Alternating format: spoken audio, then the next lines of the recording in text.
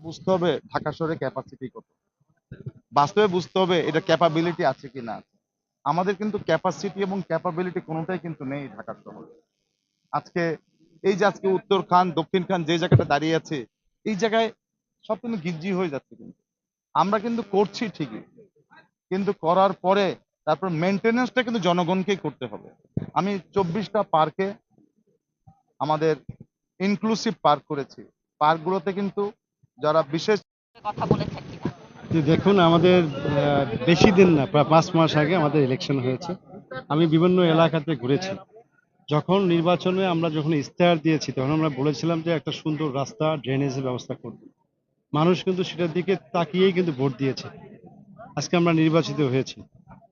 যাদেরকে ক্ষতি হচ্ছে, সাময়িক ক্ষতি হচ্ছে, হয়তো আজকে হয়তো ওরা কষ্ট পাবে, কিন্তু এটা কমপ্লিট, রাস্তাটা কমপ্লিট হওয়ার পরে যখন দেখবে জলাবদ্ধতা নাই, গাড়ি